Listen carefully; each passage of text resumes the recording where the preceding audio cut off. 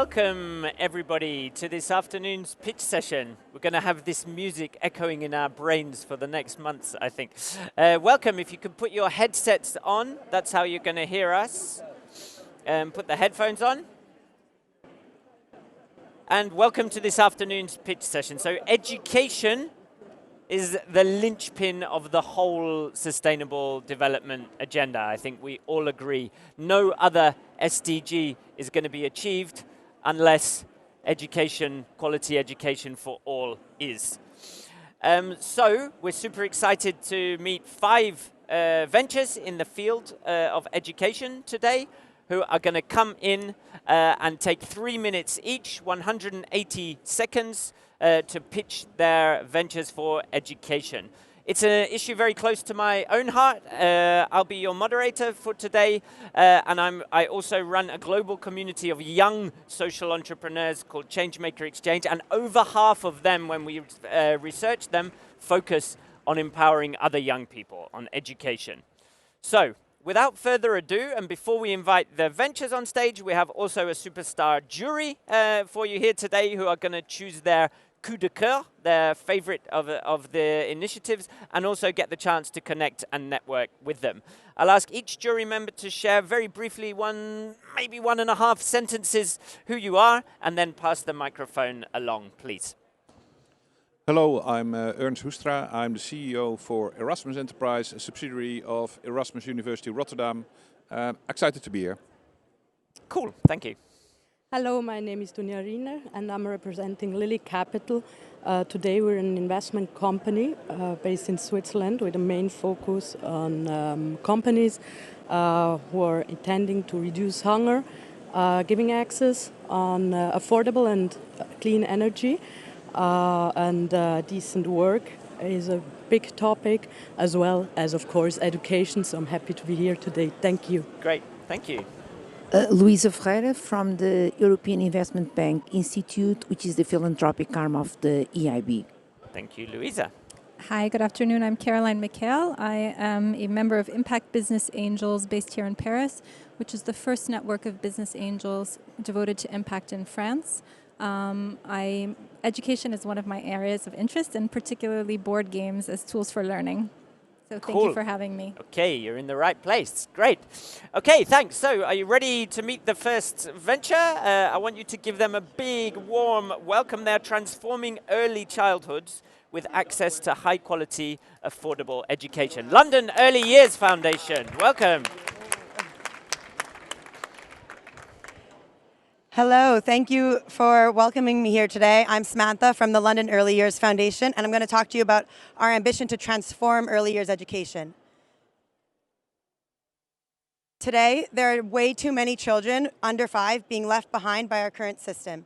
There is inequitable access to affordable early years education, especially in the UK, and the result of that is that it is 3 times more likely for children from affluent backgrounds to access high-quality early years education than their same peers in the more deprived areas of London.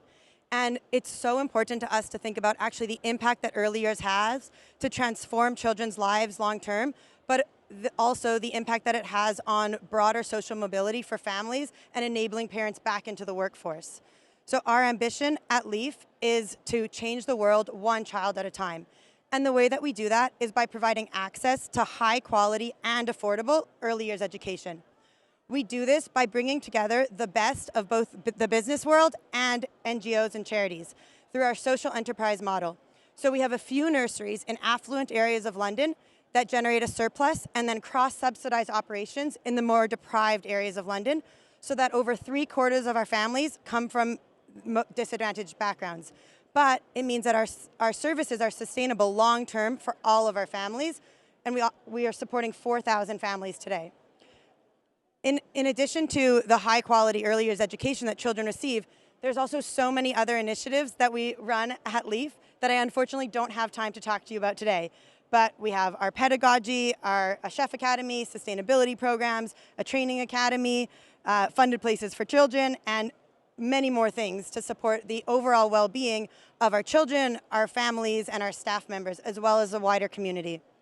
So what does that mean for us moving forward? What's next? Our ambition is threefold. Firstly, to increase the access to affordable early years education by scaling to support 10,000 children in future, which will mean acquiring and integrating approximately 40 new nurseries into our portfolio. Secondly, we want to enrich the individual experiences that every child and family has when they come to our nurseries by partnering with other innovators in the sector. And thirdly, we want to catalyze systemic change to influence broader policies across the sector. And so if you think about what we have at LEAF right now, we have a sustainable business model through our social enterprise approach. We have a scalable model through our track record of scaling from 20 to 40 nurseries over the past 15 years. And now what we're looking to do is make that change systemic so that actually that model is replicated elsewhere across the world.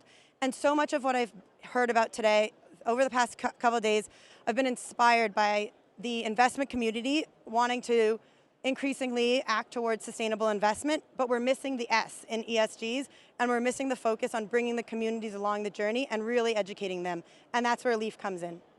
Thank you. Thank you. Perfect 180-second pitch. And Kay, so next up, developing intergenerational baby daycare centers. I'd like to welcome Tom and Josette. Welcome.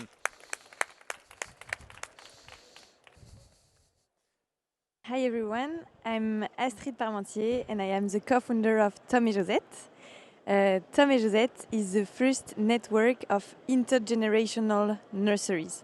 So to begin with, who is Tom, who is Josette? Tom is a little boy, he's 2 years old, and like more than 300,000 babies in France, his parents didn't find a seat in a nursery to take care of him.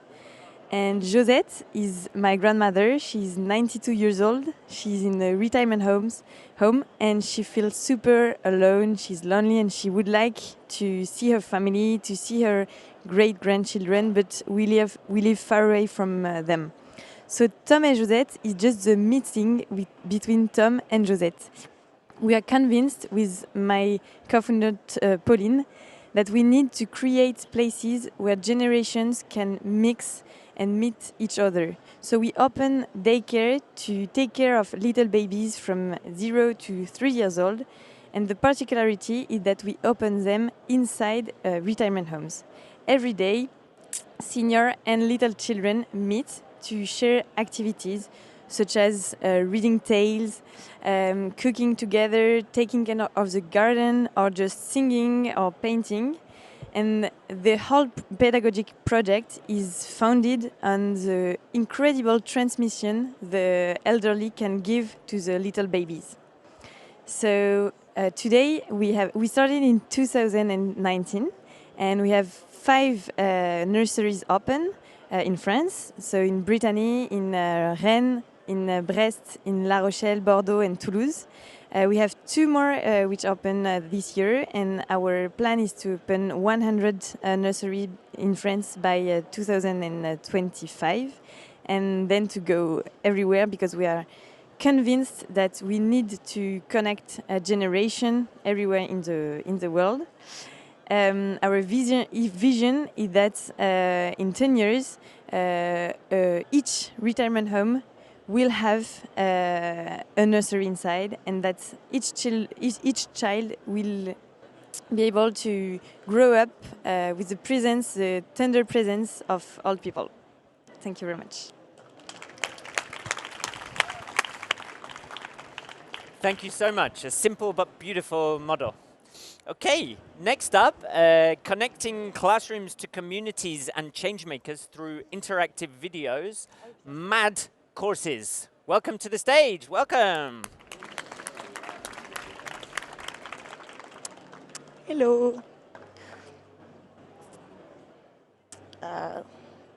Okay, so I'd like to start with a small reflection, and I'd like to draw your attention on these 2 pictures and try identifying the issues that they represent. Now think about how they might affect you, your friends, or your family. Now think about how they might affect people at the other side of the world, like in the Philippines or in Brazil, for instance. See, the further we go, the harder it gets to answer these questions, right? But if we can't understand easily these issues, how is it possible to design solutions that are very impactful? So I am Sophie and I am mad. As in, I'm making a difference with math courses. And over the last 6 years, we inspired thousands of people to engage on these issues that really matter. Our solution brings together education and technologies to create impacts. And we teach social entrepreneurship, service learning, and interculturality through interactive video courses and gamified learning. Oops. Just like you can see on this picture, that's a screenshot of our adventures. And students can choose who to talk to, but also what to say and where to go. So we designed these interactive adventures with social enterprises, communities, and NGOs to give them a voice, but also a platform to share their stories. In doing so, they gain access to revenue streams and training.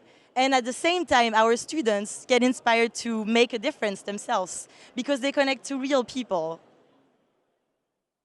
So we work with the following schools and corporations in a B2B model because that's the most cost-efficient way to scale. And we generated over $150,000 US dollars in revenue over the last 2 years. We will scale up in impact and in revenue because we will create many more adventures with many more partners. We will adapt it to different kind of audiences. So from children to the Philippines, all the way to MBA students in Paris and employees at multinationals, they all took that same adventure, but we integrated it in a different course.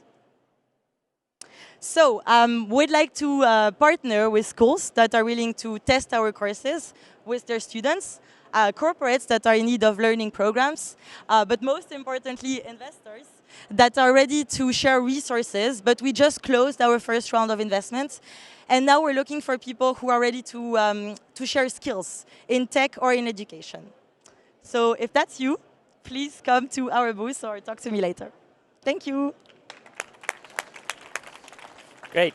Thank you, Sophie, for the great energy. And we have 2 more ventures now. Next one, a career guidance and development program called Young Aspiring Thinkers. Welcome. Afternoon, everyone. Can you guys hear me? So my name is Munewa Matlwa, co-founder of Young Aspiring Thinkers and CEO. Ooh. So our purpose is to be one of the most transformational youth-led movements across the continent and the globe. And we do this by connecting bright young minds. Now, this slide represents my personal career journey. And as you can see, there's a lot of twists and turns. And I'd love to have educated guesses with you after the session to decide which aspects I've actually done. But what I've been able to do to connect these is gain access of information over time. But unfortunately, this is what we don't have in the community. So this is our school in Olivenhout-Bosch, where we see a real big gap of after-school programs in the country. And this is exactly what we're trying to solve. The kind of issues that we're looking at is 3.4 million youth who are not involved in any formal education, employment, or training. We see 10% of learners who gain access into tertiary, and obviously this number needs to increase rapidly. We're seeing focus of learning being on the 10% of the classroom education, where we know 80% is learned through mentor and peer-to-peer engagement. We're seeing growing automation, where research shows that we will need 2 million jobs in the tech industry, but we need to correct those technical skills now. And our solution is simple. Our solution is exactly what our mission is. Our mission is to create versatile programs to bridge the gap of youth unemployment with exactly that as the mission. Mission 1 is to gain access into university, and once learners are in university, to get them into employment. And like this summit brings us together to create value. And our year journey has been no different. Our journey started in 2019 in Olivenhout-Bosch. We've joined the summit in 2020. We have partners such as Mzingo, who give us access to undergraduate and master students who collaborate with us, Master School of Business in Germany, and Oracle. So you might ask, what makes us unique? What makes us unique is that we're centered on the United Nations Sustainable Development Goals. There are 2 of them that we're extremely passionate about. Number 8, which is decent work and economic growth, and number 17, which is partnerships for the goals. So learners in our program identify an SDG in their community that they want to solve. What these learners then do is that build business proposals. We then take these business proposals to corporates. But what adds to this program is that we have peer-to-peer engagement. Our partnership with Mzingo allows us to engage with masters and undergraduate students to build these proposals, and we then convert these into prototypes and apps that we then take to corporate. So you might ask, what are the next steps? So currently at 4 schools in the country right now, and we're looking to expand to 80 schools in the next 2 to 3 years, creating a massive pipeline of students. So our ask is simple, 100K to grow the schools, to create the scalability, and to create a pipeline of high potential learners. And this is the fantastic team that's doing this. What are the investor benefits? Talent pool of high potential individuals, coaching from international bodies, and investment opportunities and youth-led opportunities. Thank you. Thank you so much, Monewa, young aspiring thinkers. Thank you. And so the last pitch in the education segment, especially for you, Caroline, this is educational boxes for little earthlings who change the world while having fun. Meije, welcome. Okay, you brought your team, or? Yeah, okay, good afternoon, everyone. And before diving into the details of the project, I would like to take a few seconds to ask you to do something for me. Could you please try to remember very quickly a childhood memory that you have without thinking too much about it? It's okay? And now, what do you think if I tell you that science shows that childhood memories build our identity as adults, including our environmental sensitivities? Can it explain a little bit maybe why you are here today? We also know that we are lacking right now educational, environmental education. So we focus on teaching kids how to find a profession that will create values, and we do that using hard skills. But what about nature? I believe we can do both, and that's why I created the Meije Association and the Saperli Pompon project, who aims to allow all children to become actors of a change through a better understanding of nature and to find their place in a world that we want to be more sustainable. And what did we do so far? The first step was to build a pedagogy that we wanted unique. We wanted it to be playful, positive, in contact with nature, and inclusive. We tasted it, and it works very well. And then we came with the functioning of a project, which is educational boxes that arrive at home every month so that the kids can discover a new environmental problematic on a new program that is already working on it so that they get inspired and feel that they are not alone, such as like plastic pollution in the ocean that we work on with Plastic Odyssey. And the next step is to bring them outside so that they can experience nature and start to act. And just to have a closer look at the boxes, they are all very rich, so that they have a box that turns into a cool activity, a comic book, a manual activity to start acting for nature protection, a creative challenge because it's more fun, and a set of cards that can be used over and over again so that the box includes your daily life. And what are the next steps for us? So we are quite young still, and our main next objective is to allow at least 1,000 children in the first 6 months of the launching to receive the boxes every month. So the crowdfunding campaign will launch in October so that they can receive it for Christmas. And we also want to develop and launch the web platform of a scientific apprentice so that they can feel that they are not alone and that they integrate a whole community of little change makers. So I hope that you are ready to build with us the environmental identity of tomorrow's citizens. Thank you very much. Wonderful, thank you. And you can stay there, and I'll also invite the other 4 ventures back to the stage.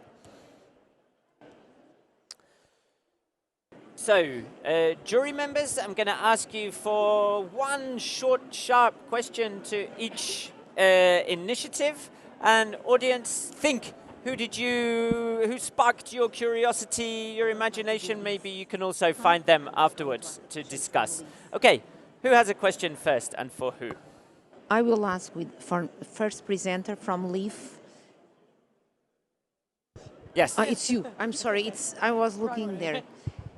I love the fact that your business model is sustainable with Can we all move on a little bit for the camera? Thank you. With subsidization. Have you ever considered, because the way I understood, whether you would also integrate the different communities in the same nursery? Because now you are having the the childhood places in the rich part and the old part, and doing something that is more integrated. That is an amazing question, and actually, I've oversimplified it for the sake of the presentation. Okay. But our like 3/4 of our nurseries are actually mixed model nurseries. Even though they're in deprived areas, we actually mix the type of families there, so that there are a range of families from a diverse socioeconomic background, so that actually, and because evidence shows that it's better for all children to have access to experiences that aren't essentially what they would have in their home environment as well. Great question. Thank you. Okay, next question. I'll ask a question for Tom&Josette. Bravo. Wonderful project. My question is, obviously in EHPAD, you have a population that also needs a certain amount of oversight and care and might have health issues. So how do you make sure that you're having this intergenerational approach and having collaboration between children and elderly while assuring care for elderly and making sure that they're not, posing any own risk to their health? Yeah, thank you for the question. It's a really good question, and we have different kind of nurseries, depending if we are in EHPAD with very, very old people who can suffer from Alzheimer, for example, or autonomy residents, which are from relatively young old people. And the pedagogic project is really adapted for each place we integrate in. And when we are with super old people, the old people do not have to produce something, or we do not ask them to take care of the children. It's just that they are here with them and they give what they can give. So sometimes it's totally non-verbal, sometimes it's just sharing a moment together. And the old people always stay under the responsibility of the nurses and stuff. And it does not give a supplement of staff, a supplement of work, because in fact, just by participating to intergenerational activities, senior can find sense again, and then find some kind of utility, and then they are more at ease and more. It's really easier for the nurses to take care of them after that. Thank you. Okay, next question. First of all, thank you to everyone for these great and inspiring speeches. I have a question for med courses, and how long does a typical client journey or course takes? And I'm asking because of how is your pricing structure behind that? Very good question, and we're actually still defining that because we have two types of experiences. So one experience, it's terrible to hear myself. One experience is more on-demand experiences. So that's courses that are completely self-guided, and that's what we're counting on to scale up, right? But these courses, we're still prototyping them. So we're going to cost them at around 20 to 25 euros per student. And that's a price that we already confirmed with international schools and with some universities. Now, that's not something we sold so much yet. What we are selling a lot now is live programs that integrate the interactive adventures and are extended by live interactions or like tools or, like teaching classes. And for that, universities are willing to pay for a 20 to 25 hours program. It's around 5,000 euros. For a workshop, it's around 500 euros. That's a model we want to continue, but that's a model we want to go a bit further from, because when we have so many live programs, it just gets very overwhelming. Like in June, we're running 6 different programs with 6 different schools, and Okay, we're like sorry, all over the place. Wrap there. Sorry. I think you answered super clearly anyway. Okay, and next question. Yeah, I have a question for young aspiring thinkers. There you go.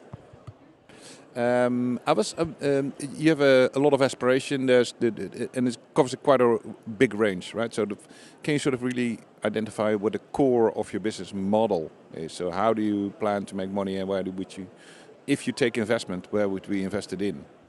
Sure. No, thank you for that question. So the core of it is, creating a high potential learner. Where we see the value creation is taking that framework to countries that don't have this program. So we've had discussions with people at the summit who want to implement this program in Senegal, in Nigeria, and other countries. So we've seen it work in our operations. So selling that framework is where we would get that value back. Because we're entrepreneurial at heart as well, we're creating future entrepreneurs. So you being able to invest in a youth-led and a youth-started entrepreneurial endeavor for a learner who started this at age 14, for us is value.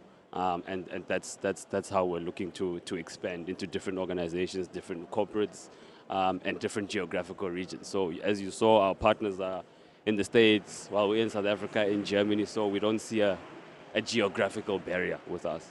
Thank you. Okay, and last question for Meije, please. Whoever would like to. My question is about the concept, and is it essentially a model that is for sending via post to homes to subscribers? Yes. Okay. So in that case, have you thought about how you can take that and discover and actually replicate it in different contexts? In other words, have one model for subscribers, but also have a model for schools, for libraries, and also even just for kids to play with cards, like instead of Pokemon cards, for example? Yes, so the next step to develop is for schools, but we first wanted to focus on families to bring education to environment in every home through the association, where you can sponsor a kid if the family doesn't have the substantial money just to get the subscription.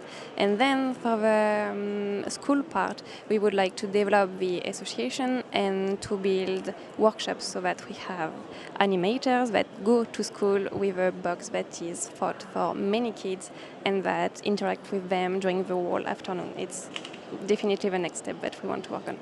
Great. Okay, wonderful. Thank you so much. So jury members, you'll be asked to choose your coup de coeur. We'll invite you all to the networking area. I feel like there was some unexplored conversation potential there that you can continue. Thank you, everybody. That was the education pitch. And in 2 minutes, we will have the next round of pitches on tech for change. So don't go anywhere.